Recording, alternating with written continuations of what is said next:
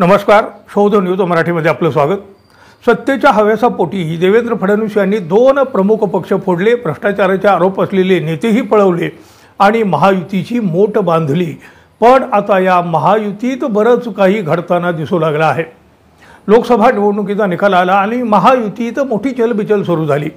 महायुतीमध्ये सध्या धुसफूस असल्याची चर्चा आहे। विशेष म्हणजे राज्यात आगामी काळात विधानसभेची निवडणूक आहे, त्यामुळे या निवडणुकीच्या आधी महायुतीत धुसफूस असणं हे महायुतीसाठी नक्कीच फायदेशीर नाही।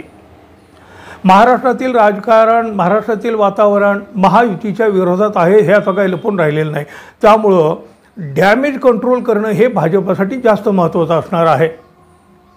लोकसभा निवडणुकीचा निकाल लागल्यानंतर उपमुख्यमंत्री अजित पवार यांच्या गटावर भारतीय जनता पक्षाकडून अप्रत्यक्षपणे निशाणा साधला जात असल्याचं चित्र आहे।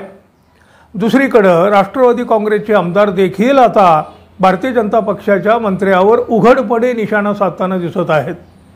असं असताना राज्य मंत्रिमंडळाच्या बैठकीत मंत्री आणि अजित पवार यांच्यात काही मंत्र्यांची अशी शब्द खडाजंगी झाल्याची पाहायला मिळालं, म्हणजे तशी चर्चा तरी आहे।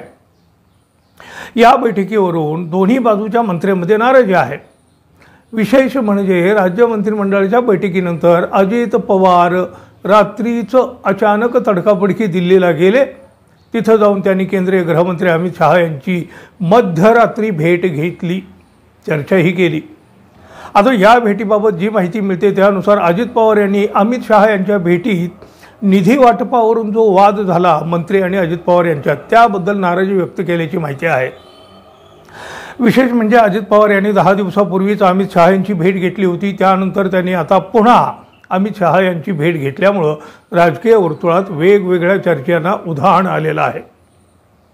अजित पवार यांनी अमित शहा यांची भेट घेतल्यानंतर ते परत मुंबईत परतले आहेत। त्यानंतर उपमुख्यमंत्री देवेंद्र फडणवीस हे अजित पवार यांच्या देवगिरी बंगल्यावर गेले आणि तिथं या दोन्ही नेत्यांमध्ये सविस्तर चर्चा देखील झाली अशी ही माहिती मिळत आहे।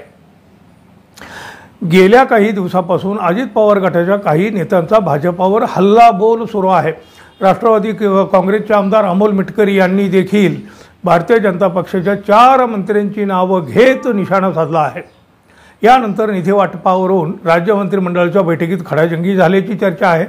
त्यामुळं अजित पवार आणि अमित शहा यांच्यातील भेट ही निधी वाटपाच्या नाराजी नाट्यावर झाली असल्याची देखील चर्चा आहे।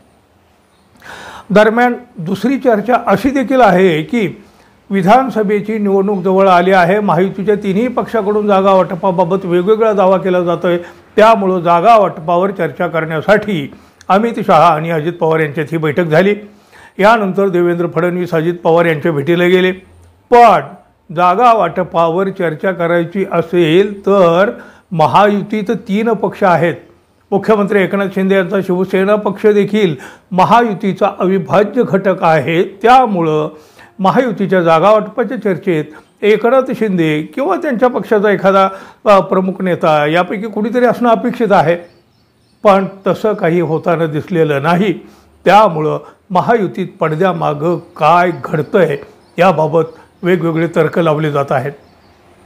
काहीतरी घडतंय, काहीतरी बिघडतंय हे मात्र नक्की। अर्थात येत्या काही दिवसात हे सगळं आतलं जे काही असेल ते बाहेर येईलच। विधानसभा निवडणूक जवळ आल्यामुळे हे काही आता अधिक दिवस लपून राहणारी बाब नाही।